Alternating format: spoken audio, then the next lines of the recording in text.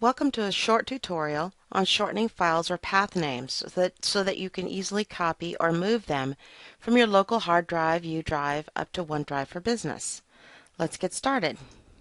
File structures that are too long are not going to work as you copy them. And while most operating systems can vary generally a Windows file name, including all the path directory names up to the end of the .doc or .xls, need to be under 200 to 255 characters. The history on this is that about 20 years ago, file names were limited to 8.3, meaning you could have 8 characters, a period, and then a file extension. Well, this was rather limited because you couldn't figure out how to name 1,000 files with unique identifying names.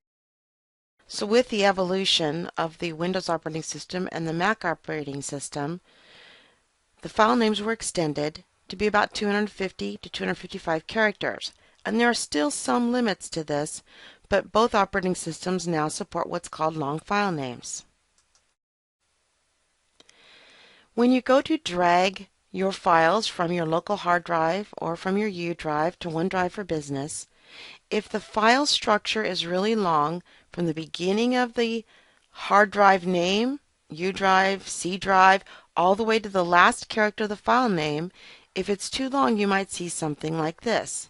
The error message may vary depending on what you're trying to do, but in general it will say that the destination path is too long. You should shorten your file name or try a different location. If you skip it, the file will stay behind, but then you won't have migrated it. The best way is to resolve this issue, and I'm going to give you some ways to do that. Here's how the numbers work. Here's how you can calculate how long your file name is. When you see a name of a Word document that might be called example of file names too long to copy .docs, this is about 30 characters long. It's really a given name or a nickname. It's a shortened name for what it really is, because the real name includes all the information from the beginning of the path down to the end. That's how it finds it on your hard drive. It's like an address. This is how the file is really found. From the C colon to users, to the username, to the documents, to the folder, subfolders, etc. until you get down to the name of your document. And that is going to be a long document. It's about 199 characters in this one example. You can see how quickly you could use up your 255 character limit. When you move your hard drive files or U-Drive files to OneDrive for Business, you're going to need to consider a few things. The front part of your path on OneDrive is going to look something like this next example, as the documents have to be found in the cloud.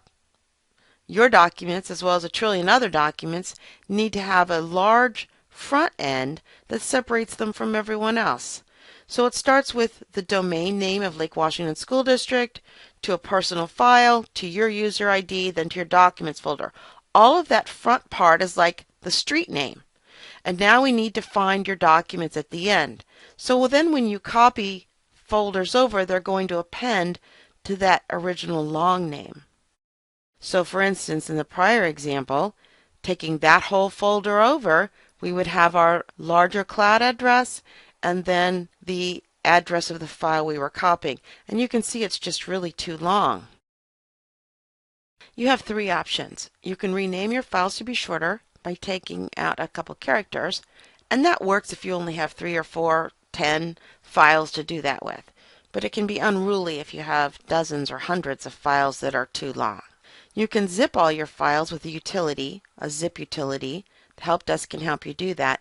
You would do this if you have class records from 5, 6, 7, 10 years ago that you know you're not going to go back and look at, but you still want to retain. You could take that whole class and put it into a zip file, and then that is one big bucket. And most likely that would work for many situations where you don't want to have thousands of files and you just want to have certain files zipped together and stored that way because of infrequent use, or if you just have to retain them for legal purposes.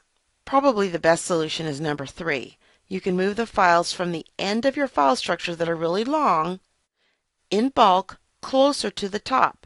Now we have beautiful file structures that we've thought about over the years, and so you're going to have to find a logical break in your structure and say, I'm going to move this set of documents and all of its subfolders up closer to the root of the file directory, and thereby I'll eliminate that first address, street, city, state, zip section of my file structure and shorten that file name. I've made a quick little video for you to watch to see how to easily do that. One way to address a very long file structure with lots of characters in the file name is to actually restructure your file folders so that you don't have to go in and change each character. Notice how long this one was. I could shorten it, but that's probably not going to be satisfactory if I've got thousands of files. Let's go over here and look at this additional file folder. I've embedded several file structure and directories that are going to be pretty long. By the time we get down to the end, these will be extremely long characters and not be able to copy to our hard drive.